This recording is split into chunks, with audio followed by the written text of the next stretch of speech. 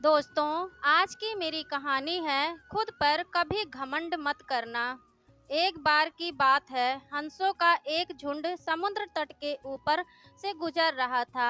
उसी जगह एक कौवा भी मौज मस्ती कर रहा था। घमंडी कौवे ने हंसों को अपेक्षा भरी नजरों से देखा। तुम लोग कितनी अच्छी उड़ान भर लेते हो, कौवा मजाक के लहजे में बोला। तुम लोग इससे और अधिक कर ही क्या सकते हो? बस अपना पंख फड़फड़ा कर उड़ान भर सकते हो। क्या तुम मेरी तरह फुर्ती से उड़ सकते हो? मेरी तरह हवा में कलाबाजियां दिखा सकते हो? नहीं, तुम तो ठीक से जानते भी नहीं कि उड़ना किसे कहते हैं। कौवे की बात सुनकर एक वृद्ध हंस बोला, ये अच्छी बात है कि तुम ये सब कर लेते हो, लेकिन तुम्हें इस बात पर घमंड नहीं करना चाहिए। मैं घमंड वमंड नहीं जानता। अगर तुम में से कोई भी मेरा मुकाबला कर सकता है तो सामने आए और मुझे हरा कर दिखाए। एक युवा नर हंस ने कौवे की चुनौती स्वीकार कर ली। यह तय हुआ कि प्रतियोगिता 2 चरण में होगी।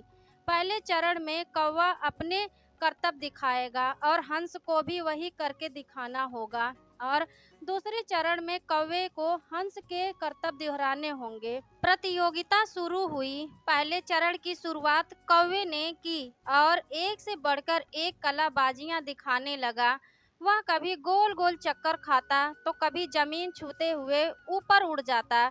वहीं हंस उसके मुकाबले कुछ खास नहीं कर पाया। कौवा अब और भी बढ़ चढ़कर बोलने लगा, मैं तो पहले ही कह रहा था कि तुम लोगों को और कुछ भी नहीं आता, ही कहकर हंसा। दूसरा चरण शुरू हुआ।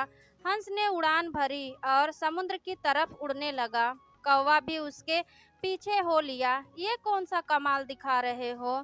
भला सीधे सीधे उड़ना भी कोई चुनौती है? सच में तुम मूर्ख हो, कौवा बोला। पर हंस ने कोई जवाब नहीं दिया और चुपचाप उड़ता रहा।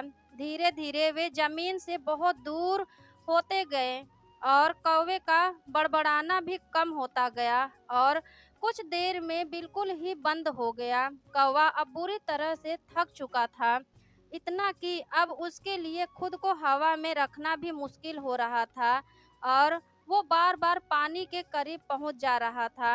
हंस कौवे की स्थिति समझ रहा था, पर उसने अनजान बनते हुए कहा, तुम बार बार पानी क्यों छू रहे हो? क्या ये भी तुम्हारा कोई कर्तव्य है?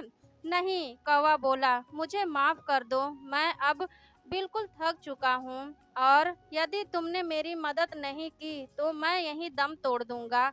मुझे बचा लो, मैं कभी घमंड नहीं दिखाऊंगा। हंस को कौवे पर दया आ गई। उसने सोचा कि चलो, कौवा अब सबक तो सीख ही चुका है, अब उसकी जान बचाना ही ठीक होगा, और वह कौवे को अपने पीठ पर बैठाकर वापस तट की ओर उड़ चला। दोस्तों, कहानी अच्छी लगी हो तो प्लीज़ लाइक कर दीजिएगा। मेरे चैनल एमएल स्टोरीज को सब्सक्राइब कर लीजिएगा। मिलती हूँ ऐसी प्यारी सी कहानियों के साथ। तब तक के लिए bye bye and take care.